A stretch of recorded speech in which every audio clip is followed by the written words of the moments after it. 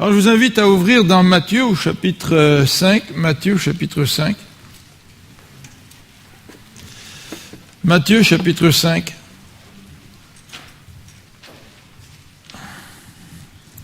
Nous allons regarder ensemble à partir des versets 10 et 11. Matthieu 5, versets 10 et 11. Matthieu 5, versets 10 et 11.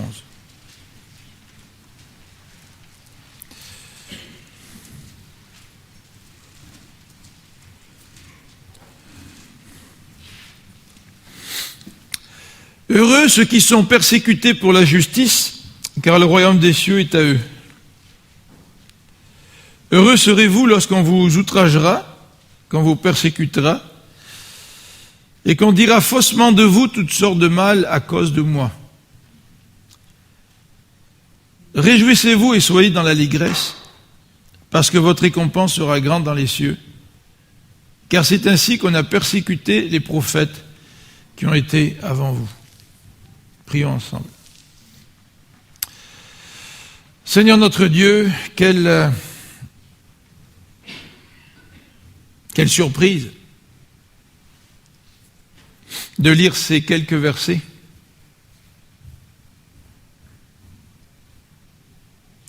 Ces quelques versets qui se retrouvent dans le manifeste du citoyen du royaume des cieux. Ces quelques versets qui se retrouvent au début du ministère de Jésus. Ces quelques versets qui, semble-t-il, pourraient à premier abord être une erreur de stratégie de la part de Jésus. Qui voudrait être son disciple alors que le Maître parle de la réalité de la persécution? Et pourtant, Seigneur, tu as inclus ces versets dans les béatitudes. Seigneur, ouvre notre cœur ce matin pour que nous puissions comprendre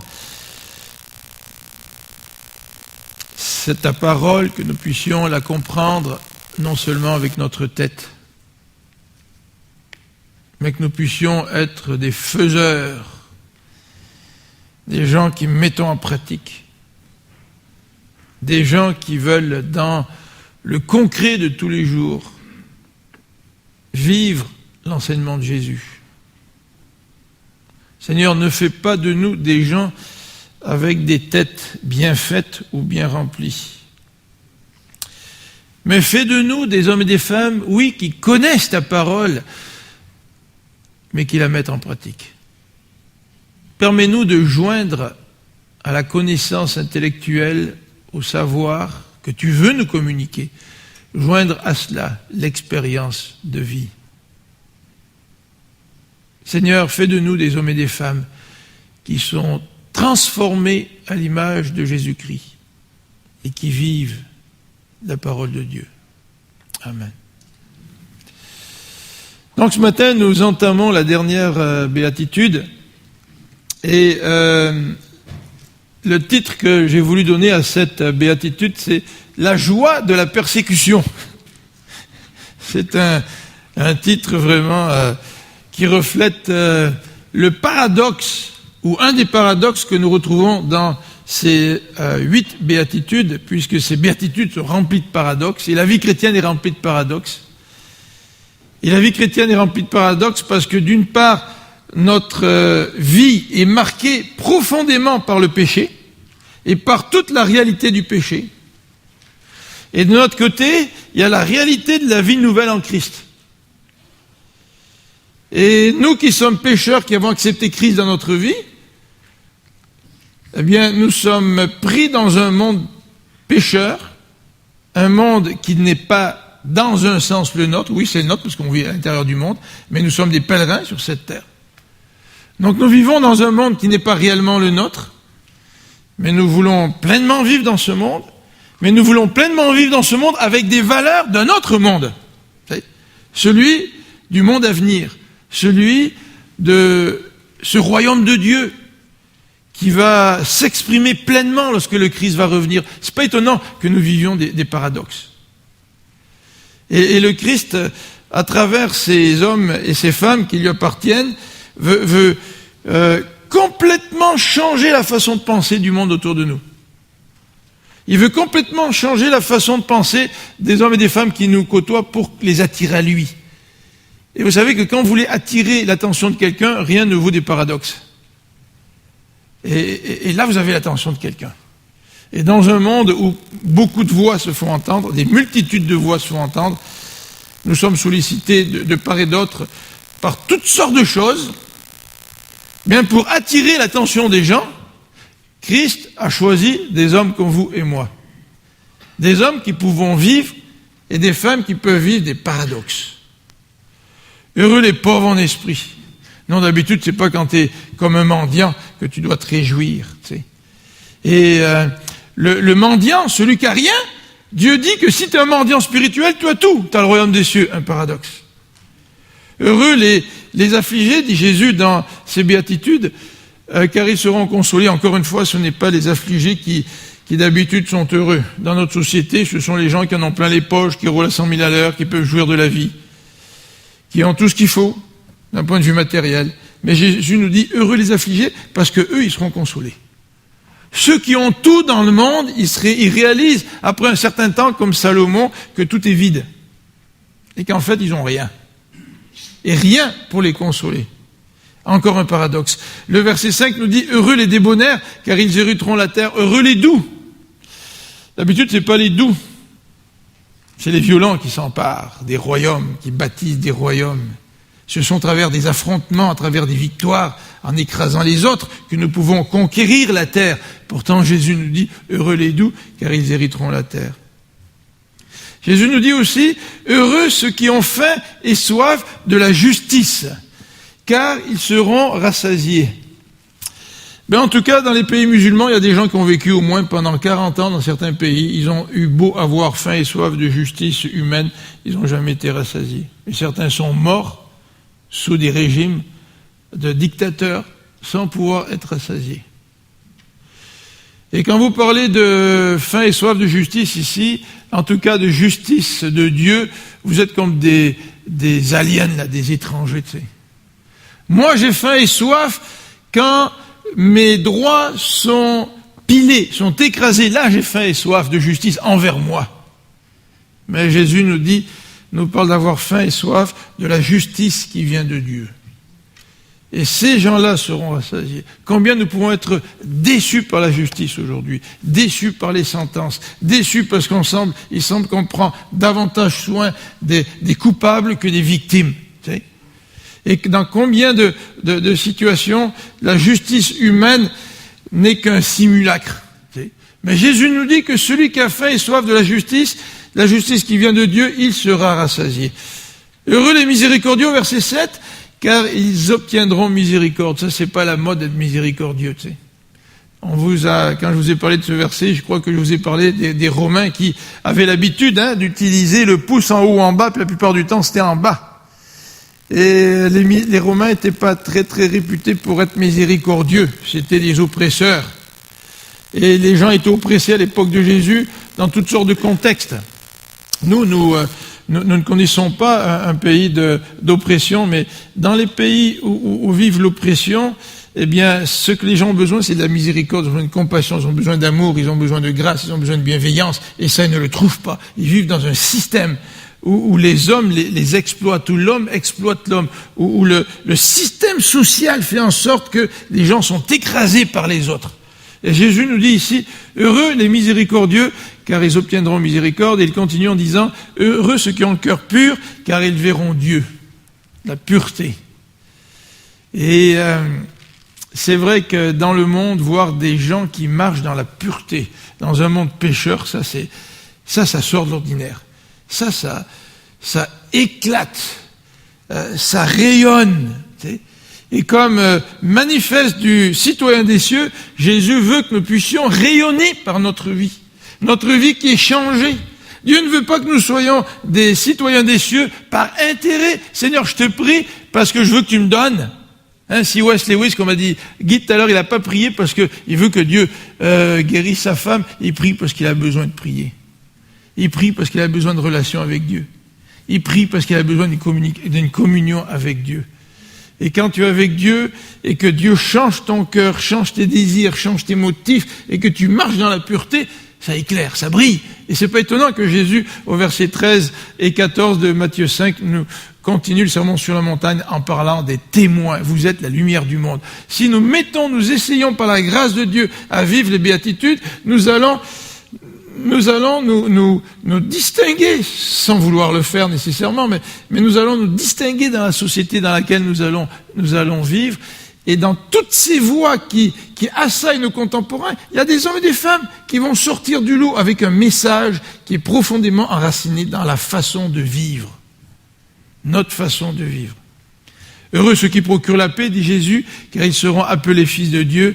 Et finalement, heureux ceux qui sont persécutés pour la justice. Alors, la joie de la persécution, ça c'est un paradoxe, peut-être un des paradoxes les plus difficiles à accepter. Moi, je deviens chrétien parce que j'ai besoin d'un roc, j'ai besoin de quelqu'un qui me bénisse, j'ai besoin de quelqu'un qui s'occupe de moi, j'ai besoin d'un père qui me connaît tellement bien qu'il peut dire qu'il prend soin des oiseaux du ciel, il prend soin des lys des champs, donc à plus forte raison, il va prendre soin de moi. Ça, c'est avantageux de suivre un Dieu comme ça. Et pourtant, Jésus, dès le début, nous dit « Heureux lorsqu'on vous outragera, on vous persécutera ». Vous savez, les chrétiens qui ont connu la persécution à l'époque du rideau de fer, c'est-à-dire dans les pays communistes de l'Est de l'Europe, on emploie l'expression rideau de fer par opposition au rideau de bambou, c'est-à-dire aux chrétiens qui étaient persécutés en Chine. Ben, ces chrétiens-là, quand ils sortaient des pays de l'Est et qu'ils arrivaient aux États-Unis, en Amérique, à l'Occident, ils étaient bouleversés de voir l'état de l'Église. Bouleversés parce que eux, suivre Christ, ça engageait un prix. Et dès que quelqu'un se faisait baptiser ou quelqu'un avait une Bible en sa possession, eh bien, il savait le prix à payer. Et quand un chrétien acceptait, un homme ou une femme acceptait de suivre Christ, il savait que la persécution serait là, et il savait que le choix qu'il venait de faire allait engendrer une conséquence. Ils étaient prêts à le payer jusqu'au bout. Heureux serez-vous lorsque vous serez persécutés, lorsqu'on vous outragera. Eh bien, j'aimerais regarder avec vous la réalité de la persécution. Peut-être qu'on a oublié, nous, au Québec, la réalité de la persécution. On est trop bien. Et si notre foi venait à être testée, certainement que ça remettrait en question notre attachement au Seigneur, mais certainement que nous sortirions beaucoup plus forts, beaucoup plus engagés, en étant des lumières plus brillantes pour le Seigneur.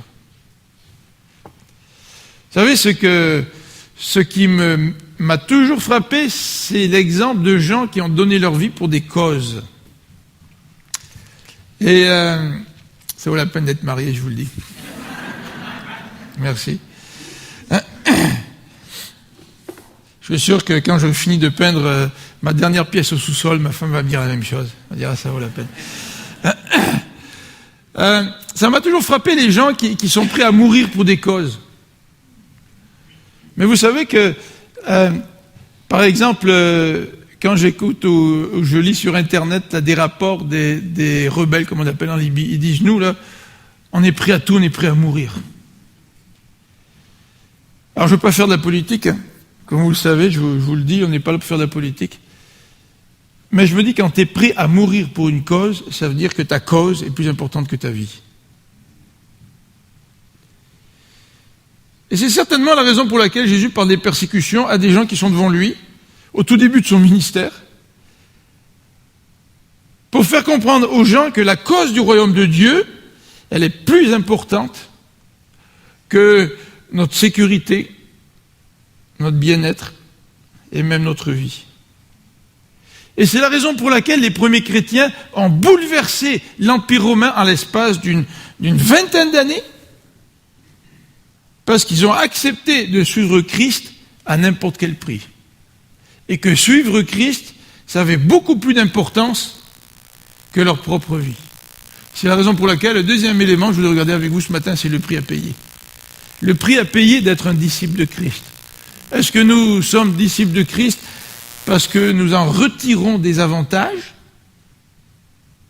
seulement? parce qu'il y a des avantages, c'est vrai? Ou est-ce que nous sommes disciples de Christ parce que non seulement nous retirons des avantages, mais parce que nous considérons qu'être disciple de Christ, c'est bien plus important que même ma propre vie?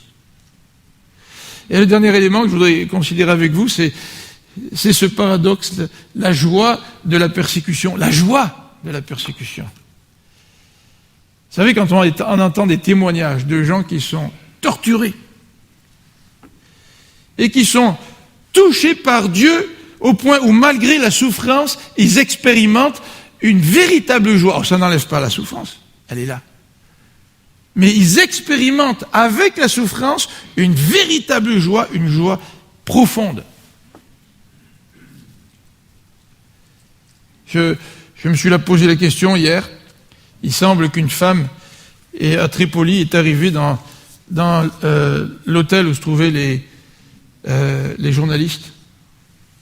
Et elle est rentrée dans la salle où les gens mangeaient, je pense, les journalistes étaient là. Puis elle s'est approchée en criant et en soulevant sa robe pour montrer les blessures encore toutes fraîches là qu'elle venait de subir parce qu'elle avait été torturée dans les prisons là, de Kadhafi. Puis là, je pense à une femme comme celle-là, je me dis, si elle n'a pas le Seigneur, comment elle vit ça? Et comment vivrait un chrétien qui subirait les mêmes tortures? Alors que Jésus nous dit ici, heureux serez-vous lorsqu'on vous outragera. Là, il y a un miracle en quelque part. Il y a quelque chose qui se fait, qui est surnaturel. Vous vous rappelez Paul et Silas en prison? Ils n'étaient pas dans un beau condominium avec la télévision, puis les repas à la cafétéria. Les prisons romaines ne sont pas réputées pour cela. Ils étaient avec les rats, la vermine, avec des fers aux pieds.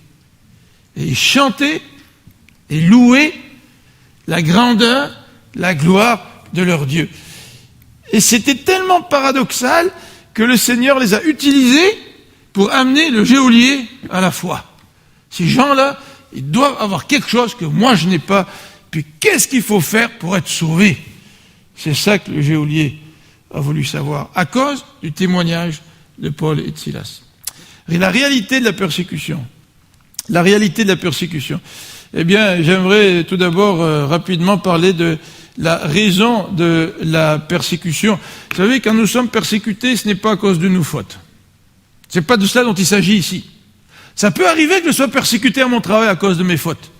Vous savez, je peux être un gars qui s'identifie ou une femme qui s'identifie facilement comme chrétien, mais j'ai un caractère un petit peu difficile, et puis je suis dur avec les autres. Tu sais. Puis à un moment donné, là, je réalise que j'ai pas une très bonne relation avec les autres, et puis ils me jouent des tours, et puis quand ils ont l'occasion, là, ils se gênent pas de me piquer ou de me faire du mal. Puis là, je viens à l'église, puis je dis, vous savez, là, il faut prier pour moi, parce qu'au travail, je suis persécuté à cause de ma foi. Tu sais. Mais la question qu'on peut se poser, c'est est-ce que je suis persécuté à cause de ma foi, ou est-ce que je suis persécuté à cause de mon mauvais comportement, tu sais, ou à cause de mon mauvais caractère? Il y a une différence, là. Des fois, on spiritualise les choses, tu sais. On veut pas voir le problème tel qu'il est, et puis on spiritualise ça au lieu d'admettre que finalement, j'ai un mauvais caractère, et que si j'ai des problèmes, c'est à cause de mon mauvais caractère, et non pas à cause de ma foi. La persécution, elle est réelle, mais, et au verset 10, le texte nous dit que si nous sommes persécutés, nous serons persécutés à cause de la justice. Vous savez que les pharisiens n'aimaient pas Jésus, hein? Parce que Jésus, il a parlé de justice. Et il a dit au verset 20, je vous le dis, si votre justice ne surpasse pas celle des scribes et des pharisiens, vous n'entrerez pas dans le royaume des cieux. Et confrontés à la justice de Jésus, les pharisiens se sentaient mal. Et les pharisiens voulaient éliminer cet homme qui leur rappelait, juste par son comportement, certainement par son enseignement aussi, mais par son comportement, qui leur rappelait leur propre injustice. Et lorsque toi et moi, nous marchons dans la justice, nous rappelons à ceux qui nous entourent leur propre injustice. C'est pas étonnant que la persécution soit une réalité. Alors, nous ne voulons pas rappeler aux autres leur propre injustice parce que nous sommes meilleurs, absolument pas. C'est la justice de Christ en nous qui est confrontée à la justice de ceux qui nous entourent. Et c'est la justice de Christ dans la vie de son disciple qui confronte la vie de ceux qui ne connaissent pas le Seigneur. Et quand tu es confronté à la justice, toi qui veux commettre l'injustice, tu te sens mal. Tu aimerais bien que cette personne-là qui te confronte à ta propre injustice, cette personne qui marche dans la justice, tu aimerais bien que cette personne-là s'éloigne et tu aimerais bien t'en débarrasser. La réalité de la persécution, c'est aussi parce que Christ nous appelle à lui ressembler. Et la vie chrétienne, c'est pas juste être béni par Christ. Si on dit que la vie chrétienne, c'est être béni par Christ, ce n'est pas la vie chrétienne. Il faut dire que la vie chrétienne, c'est Christ qui nous bénit, oui, mais c'est être à la ressemblance de Christ. Et c'est quand je suis à la ressemblance de Christ que je reçois les plus grandes bénédictions. C'est quand je vis la réalité du changement de ma vie, telle que décrite dans le Sermon sur la montagne, que là, je reçois les plus grandes bénédictions. Vous vous rappelez ce que Jésus dit? Il dit dans Matthieu, là, demandez, on vous donnera, cherchez, vous trouverez, frappez, on vous ouvrira. Ben non, on prend ça dans le domaine des bénédictions matérielles, ou pour la santé. Mais c'est vrai qu'il parle des besoins, Jésus, dans le Sermon sur la montagne, c'est vrai. Mais je crois que demander et recevrez, c'est pas juste pour que Dieu nous donne le pain et nous donne les habits ou le toit, mais demandez, vous recevrez, ça traite ce caractère chrétien, ce changement que Dieu veut faire dans notre vie. Est-ce que nous demandons à Dieu de nous changer? Et quand Dieu nous change, et quand l'image de Christ se construit en nous petit à petit, année après année, alors que nous marchons dans la vie chrétienne, eh bien, cette ressemblance de Christ ne sera pas toujours très bien reçue autour de nous, et sera certainement une des raisons des persécutions auxquelles nous pouvons faire face. Et en pensant à cela, je me dis peut-être que si nous ne sommes pas persécutés, c'est peut-être parce que nous ne sommes peut-être pas assez à l'image de Christ. Peut-être que nous voulons tellement que les autres nous acceptent. Nous voulons que la société nous accepte. Nous voulons gagner une certaine légitimité dans la société. Que finalement, nous agissons comme les autres. Et nous perdons cette saveur. Nous ne sommes plus cette lumière du monde. L'Église primitive, elle, savait ce que c'était que la persécution. Vous savez qu'au temps des Romains, on identifiait les chrétiens souvent en leur demandant de sacrifier, faire un sacrifice à l'empereur. Et lorsque un citoyen romain ou des gens qui étaient donc envahis par les Romains, lorsqu'on leur demandait de faire un sacrifice à l'empereur, c'était en quelque sorte une façon de reconnaître la divinité de l'empereur, mais aussi de montrer notre allégeance envers l'empereur. Et on recevait ce qu'on appelle une sorte de certificat, on appelait ça un libellus. On recevait un libellus qui disait que oui, tu avais reconnu que l'empereur était Dieu, et tu avais offert un sacrifice envers l'empereur. Puis après ça, les Romains disaient, tu peux adorer n'importe qui, c'est pas grave, du moment que tu as sacrifié à l'empereur. Les chrétiens qui trouvaient ça difficile de donner leur vie à Dieu, ou de payer le prix, ils disaient, écoutez, pourquoi pas sacrifier à l'empereur, c'est pas grave, c'est juste un petit geste de rien du tout, puis après ça, on va suivre Christ. Et les chrétiens qui considéraient que Christ était le roi des rois, ils refusaient de sacrifier à l'empereur. Et pour l'Église primitive, c'était une réalité, la persécution. Vous avez lu le livre des Actes, c'était une réalité. Et il y a eu toutes sortes de types de persécutions. À travers les Actes, on a des récits de persécution, notamment de la part même des Juifs. C'était des persécutions religieuses. Il y avait des persécutions politiques. Le culte à l'empereur, c'était un mélange de persécutions religieuses et politiques. On va regarder plus en détail dans quelques secondes là, les 3 types de persécutions que nous retrouvons dans le texte. Guy, je crois, dans sa dernière prédication, nous en parlait de Néron. Vous savez, Néron, là, c'est pas le logiciel, là, Nero, là, c'est pas la même chose, là, qui permet de graver des disques, notamment, là. Mais Néron, c'était un empereur romain qui n'avait peut-être pas toute sa tête, qui a fait mettre le feu à Rome. Et quand le feu a éclaté, il en a fait porter le chapeau par les chrétiens. Et il y a eu des milliers de chrétiens qui ont été arrêtés, qui ont été mis à mort. Vous savez, on accusait les chrétiens de toutes sortes de choses. On disait que les chrétiens, c'était des cannibales parce qu'ils prenaient le repas du Seigneur, puis ils disaient, prenez ceci, c'est mon sang, prenez ceci, c'est mon corps. On a accusé les chrétiens de toutes sortes de choses. On les a persécutés pour toutes sortes de raisons. La persécution est une réalité. Alors de quoi Jésus parle ici dans ce passage? Eh bien, il nous parle de 3 genres de persécution. La première persécution, c'est, on la retrouve dans Jean 15, au verset 18 à 19. On va lire Jean 15, verset 18 à 19. Et je vais demander à Sylvie, ça peut m'avoir... Merci, ça va. Jean 15, ça a marché. Verset 18 à 19, où Jésus, là encore, nous parle de persécution. Il nous dit ceci, le monde, si le monde vous hait. Alors quand Jésus dit si, c'est nécessairement quelque chose qui peut-être va arriver à l'occasion. Tu sais. Si le monde vous hait, sachez qu'il m'a haï avant vous. Si vous étiez du monde, le monde aimerait ce qui est à lui. Mais parce que vous n'êtes pas du monde et que je vous ai choisi du milieu du monde, à cause de cela, le monde vous hait. Souvenez-vous de la parole que je vous ai dite. Le serviteur n'est pas plus grand que son maître. S'ils m'ont persécuté, ils vous persécuteront aussi. S'ils ont gardé ma parole, ils garderont aussi la vôtre. Alors ce texte mis en parallèle comprend la même expression que dans Matthieu au verset 10 et qu'on retrouve ensuite au verset 11, à 2 reprises, ceux qui sont persécutés. Puis le mot persécuté, ça veut être traduit aussi, ça peut être traduit aussi dans l'original par poursuivre. Vous savez, quelqu'un qui poursuit quelqu'un d'autre parce qu'il veut l'attraper. Et ça illustre un petit peu ce que faisait l'apôtre Paul. Il avait reçu des lettres de Jérusalem, des autorités juives, et il était prêt à poursuivre les chrétiens jusqu'à Damas. Alors, dans l'expression persécuté, il y a vraiment une pression. Il y a quelqu'un qui vient te chercher, qui vient après toi pour te persécuter. C'est un petit peu le sens de cette expression-là.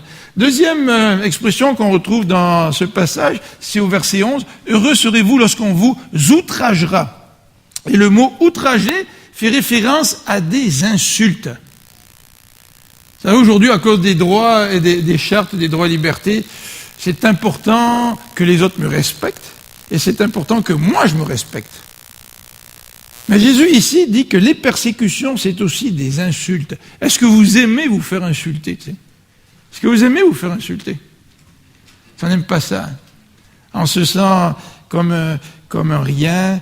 L'injure, c'est quelqu'un nous crache dessus, tu sais. Mais Jésus dit, si vous êtes mes disciples, vous serez outragés.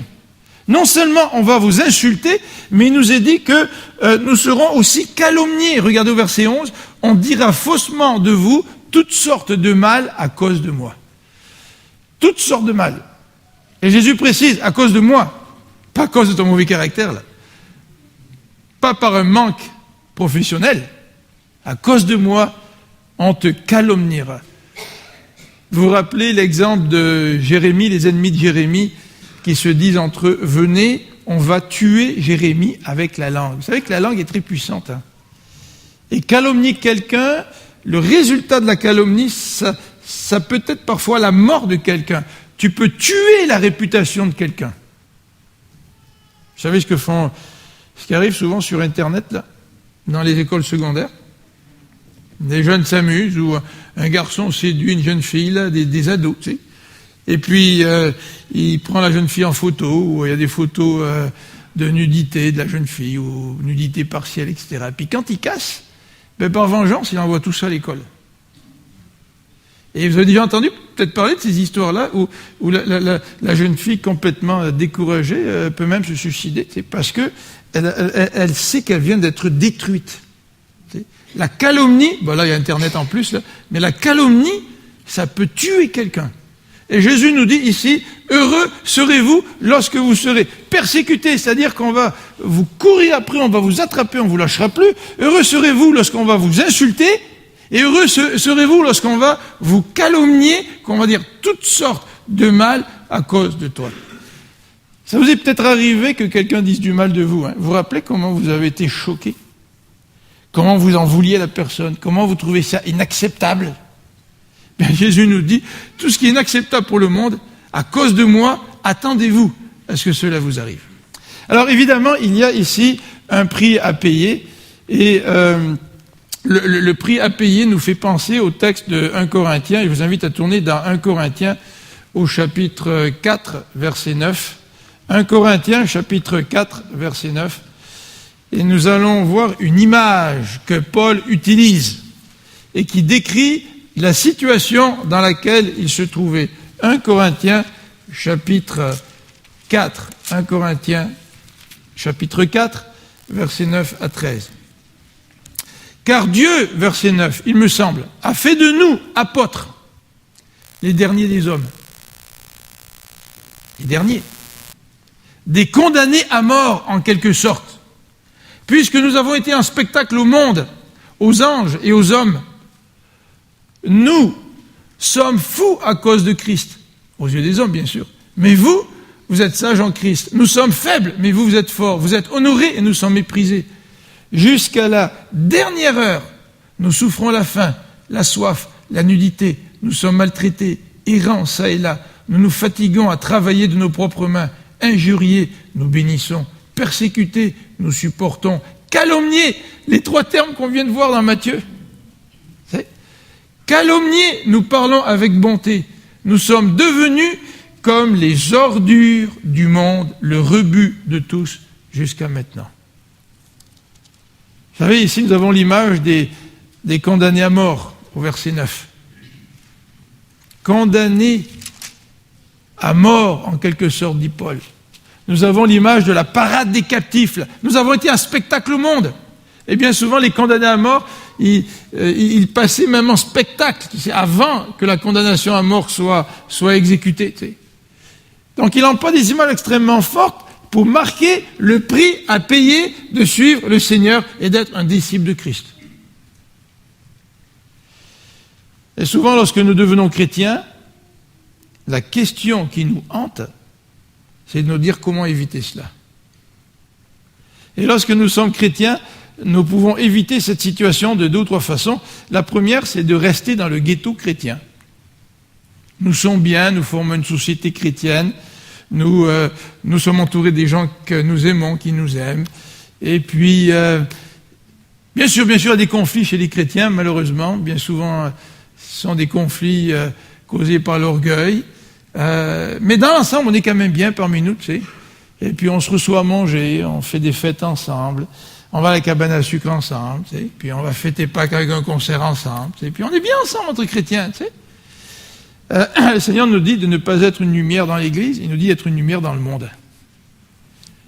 Et le Seigneur nous demande d'être son témoin dans le monde, quel que soit le prix à payer. Vous savez ce que Jésus a dit ?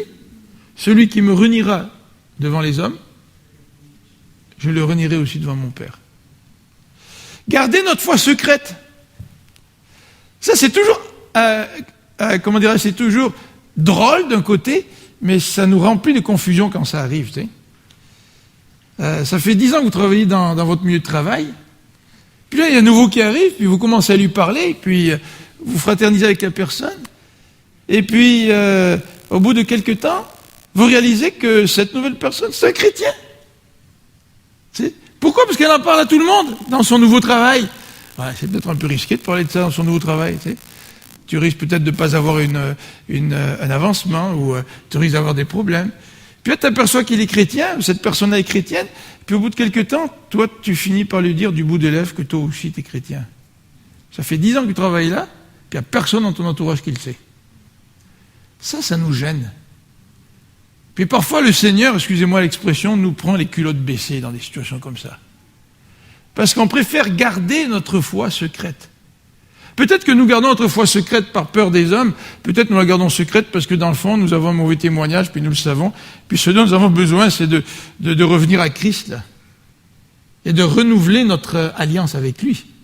Parce que dans un sens, si nous gardons notre foi secrète, c'est peut-être parce que nous savons que nous ne donnons pas un bon témoignage. Dans un sens, nous avons une certaine honte, parce que nous savons que nos paroles ne correspondraient pas à ce que nous vivons. Mais Jésus-Christ nous dit que nous sommes la lumière du monde. Nous sommes le sel de la terre. Et il nous appelle à parler de lui. Il nous appelle à nous identifier, quel qu'en soit le prix. Bien sûr, il y a la bonne façon de le faire. mais de nous identifier quel qu'en soit le prix. Et comment l'éviter? Parfois, bien, nous nous moulons au monde. Vous savez, il y a des gens qui sont comme ça. Il y a des gens qui sont des caméléons. Ça, c'est peut-être un petit peu plus négatif quand on est caméléon, quoi qu'il y a des côtés positifs. Tu sais, quand tu veux t'intégrer dans une culture, t'intégrer dans un groupe, on dirait que tu n'es plus la personne que tu es lorsqu'on te voit à la maison, tu sais, ou dans la famille. Tu es dans un groupe, et puis si les gens sont intellectuels, ben là, tu fais ton intellectuel, tu sais, là. Si des gens sont un peu rough, là, sacrent un peu, ben, tu rajoutes quelques vocabulaires de plus dans ta liste de mots, tu sais. Si des gens autour de toi sont critiqueux envers le gouvernement, qui nous piquent notre argent, puis qui gèrent pas bien les biens publics, et puis qu'il y a de la corruption, ben là, tu te mets à te plaindre comme eux, tu sais, de se mouler aux autres. Il n'y a rien de plus dangereux que de se mouler aux autres. Bien sûr, il faut rentrer dans un groupe. Bien sûr, il faut partir d'un groupe. C'est important de s'intégrer dans un groupe. Mais je peux m'intégrer dans un groupe tout en gardant mon identité de fils et fille de Dieu pour pouvoir continuer à être la lumière et le sel de la terre. Alors, le prix à payer, eh bien, qu'est-ce que c'est ce prix à payer? Eh bien, la Bible utilise une expression pour parler des témoins. C'est l'expression marturéo en grec, témoigner. Puis vous connaissez le grec même sans le savoir, parce que marturéo a donné quoi? Martyr. Le témoin, dans le Nouveau Testament, c'est un martyr. Il n'y a pas d'autre mot que ça. Lorsqu'on dit que nous témoignons pour Christ, nous marturéo pour Christ. C'est ça qui veut dire. Ça veut dire que témoigner pour Christ, c'est aussi accepter d'être un martyr pour Christ. C'est pas séparer les deux, là. Tu ne peux pas accepter d'être un témoin sans d'accepter que tu seras possiblement persécuté pour ta foi, de différentes façons. Alors le prix à payer, eh bien, on peut l'illustrer par les quelques références qui sont écrites à l'écran. Et j'aimerais que nous tournions ensemble pour regarder dans 2 Corinthiens au chapitre 11. 2 Corinthiens au chapitre 11, versets 23 à 27. Et pendant qu'on cherche dans la Bible, vous savez, dans le milieu du travail, c'est pas facile aujourd'hui d'être un témoin de Christ. Hein. Pas facile. Il y a tellement de choses qui se font sous la table. Hein. Puis vous voulez être fidèle à Christ, là. Ah, ben toi, t'es trop légaliste, ou toi, t'es trop pointilleux. Mais tu compliques les affaires. On va faire ça plus simple. T'sais. Et d'être intègre, il y a un prix à payer pour être intègre. Vous rappelez-vous l'histoire de David? Pas de David, je vous avais dit que je me mélangerais aujourd'hui. L'histoire de Daniel, chapitre 1. Alors que Daniel, on lui a proposé à ses 3 amis de suivre une formation, puis de suivre un régime qui contrevenait à ses convictions de juif. C'est risqué d'être un témoin. C'est risqué. Et c'est la raison pour laquelle témoin en grec, c'est marturéo. Être martyr, être témoin, c'est la même chose. Il a fallu un acte de foi de la part de Daniel et une intervention de Dieu pour permettre à Daniel d'être le témoin que Dieu voulait qu'il soit. Et c'est pour ça que nous avons peur de nous positionner. Parce que tout comme Daniel, nous avons besoin de nous appuyer sur Dieu par la foi pour que lui nous tire des mauvais pas dans lesquels nous pouvons nous trouver lorsque nous sommes des témoins. Parce que proclamer la justice, ça nous met dans des mauvaises situations, dans un monde d'injustice. Et si je me mets dans une mauvaise situation où j'ai peur pour moi, j'ai peur d'être persécuté, j'ai peur d'être outragé, j'ai peur d'être insulté, je me mets dans un état de faiblesse. Et ça, j'aime pas ça. Je préfère contrôler, là, ma vie. Alors regardons un petit peu l'état de faiblesse qui nous est décrit au chapitre 2 au chapitre 11 de 2 Corinthiens. 2 Corinthiens, chapitre 11, verset 23. Sont-ils des ministres de Christ? Je parle en termes extravagants. Je le suis plus encore. Par les tracas, par les travaux, bien plus. Par les coups, bien plus. Par les emprisonnements, bien plus. Souvent en danger de mort. 5 fois j'ai reçu des Juifs 40 coups moins 1.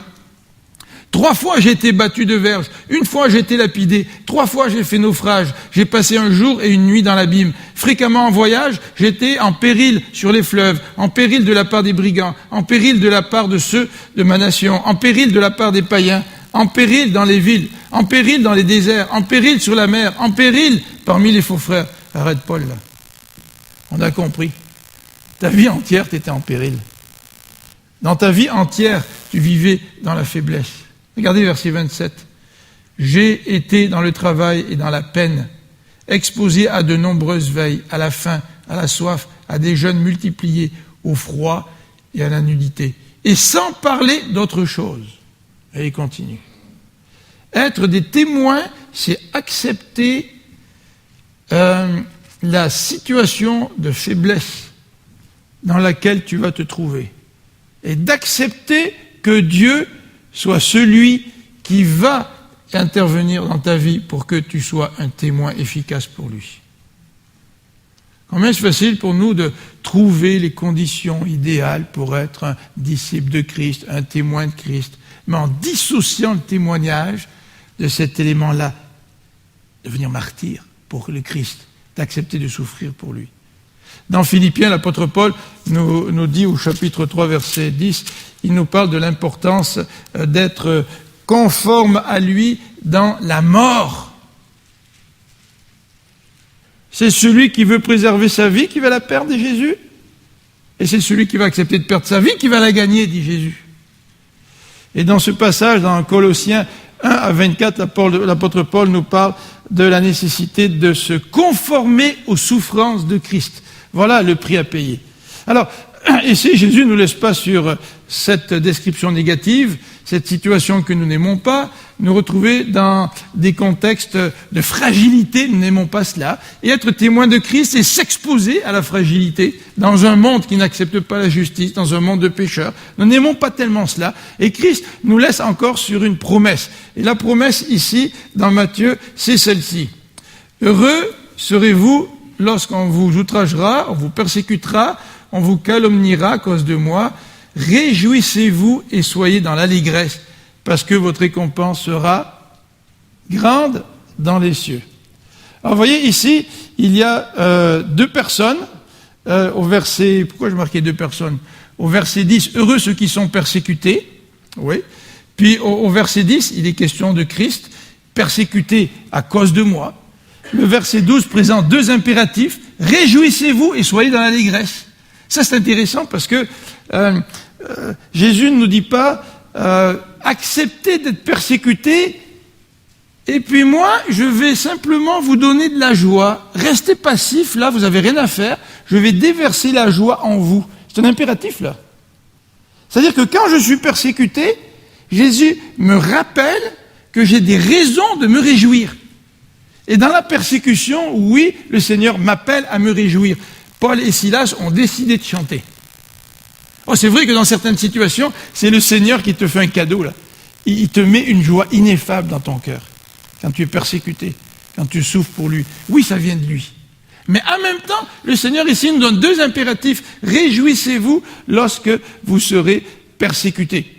Et vous rappelez le texte de Romains au chapitre 8, ce beau texte au verset 18 qui nous dit ceci, Romains chapitre 8, verset 18, qui nous dit ceci, « J'estime que les souffrances du temps présent ne sauraient être comparées à la gloire à venir qui sera révélée pour nous. » Voilà un homme, Paul, qui a les regards fixés sur le Christ. Hein, tu nous as dit ça tout à l'heure, Alexandre. Hein? Je ne peux pas me réjouir dans la persécution si je n'ai pas les regards fixés sur le Christ et la gloire à venir qui est réservée pour nous. Quelle est-elle, cette gloire à venir qui est réservée pour toi, pour moi? Quelle est-elle, cette gloire? C'est la même gloire que Christ est en train de connaître. La Bible nous dit que nous sommes co-héritiers avec Christ. Vous savez, la gloire de Dieu, elle va nous être donnée. Nous allons participer à la gloire de Dieu, peut-être de différentes façons. Christ, bien sûr, il est glorieux à cause de ce qu'il a fait à la croix. Moi, je ne suis pas mort pour personne à la croix. Mais la gloire divine va rejaillir sur nous. Et un sujet de joie là-dedans, dans l'espérance, la conviction que nous sommes appelés à participer à la gloire de Dieu. Alors, la joie aussi, Christ nous appelle à la joie pour deux raisons. Il nous dit, votre récompense sera grande. Vous voyez, au verset 12, votre récompense sera grande dans les cieux.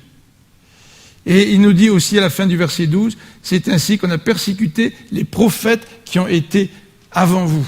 Nous rentrons là, nous nous associons à ceux qui nous ont précédés et qui ont aussi été persécutés avant nous, mais qui étaient convaincus que leur récompense à eux aussi serait grande dans le ciel. Le texte que vous avez à l'écran dans Marc au chapitre 10, verset 28, nous dit ceci, Marc 10, verset 28. Pierre lui dit, « Voilà, nous avons tout quitté, nous t'avons suivi. » Et Jésus lui répond, « Je vous le dis en vérité, il n'est personne, j'aime bien l'expression personne, qui ayant quitté à cause de moi et à cause de la bonne nouvelle, sa maison, ses frères ou ses sœurs, ou sa mère, ou son père, ou ses enfants, ou ses terres, ne reçoivent au centuple, présentement, dans ce siècle-ci, des maisons, des frères, des sœurs, des mères, des enfants, des terres, avec des persécutions, et dans le siècle à venir, la vie éternelle. » Alors, ce n'est pas tout le monde qui vont quitter frères, parents, sœurs, pères, mères, les terres et tout ça. Mais nous avons tellement peur de témoigner parfois. Nous avons tellement peur de souffrir. Alors que le Seigneur ne demande peut-être même pas de vivre le 10e de ce que ces gens-là vivaient. J'aimerais vous laisser sur 2 exemples très très rapides. Le premier exemple, c'est celui de John Knox. Vous savez, ce précurseur de la Réforme qui a accepté de vivre pour le Christ, pour l'Évangile, et qui était emprisonné en Hollande, et qui, en prison, a traduit tout l'Ancien Testament en anglais. Vous savez que la traduction de John Knox a été reprise plus tard par le roi Jacques, et qui en a fait la traduction de la King James. 80% de la traduction de la King James, c'était le travail que John Knox a fait. Un homme qui n'a pas hésité à prêcher l'Évangile, malgré les obstacles, malgré les difficultés, quitte à être emprisonné, qui même en prison était en train de continuer à œuvrer pour le royaume de Dieu. Ça, c'est des gens convaincus. Ça, c'est des gens qui allaient jusqu'au bout dans leurs convictions. On a besoin aujourd'hui des hommes et des femmes qui sont convaincus et qui vont jusqu'au bout. J'aimerais terminer en vous citant l'exemple de Chrysostome. Vous savez, ce père de l'Église qu'on a appelé bouche d'or, parce que Chrysostome prêchait tellement bien que les gens ont fait le lien entre ses paroles, des paroles d'or qu'il prêchait. Et Chrysostome au IVe siècle, et puis je vous lis donc la description que nous a donné John MacArthur dans son commentaire.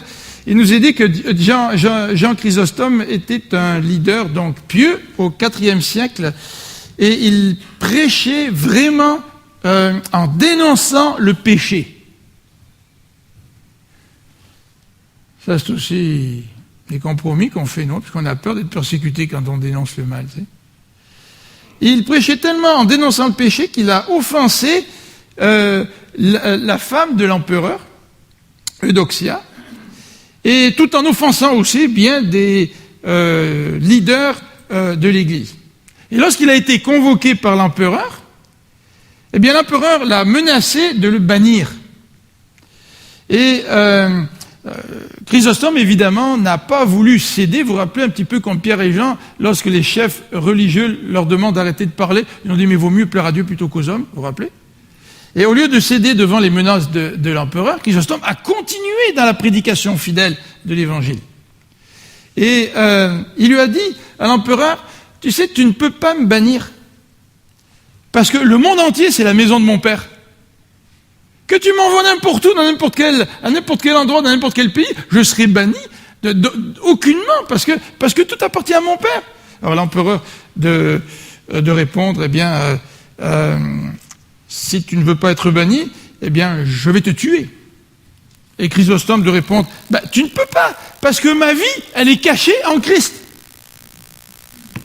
Alors l'empereur de dire, écoute, si tu continues à prêcher comme tu prêches, eh bien, je vais confisquer tes biens. Et Chrysostome de lui répondre, tu ne peux pas, parce que tous mes trésors sont dans la maison du Père. Ils sont dans les cieux. Là où il n'y a aucun voleur qui peut venir, et aucune teigne ne peut détruire ce qui est à moi. Et de là, empereur, de lui dire, écoute, je vais t'éloigner tellement de tout le monde, je vais t'isoler complètement, là, au point où tu n'auras plus aucun ami.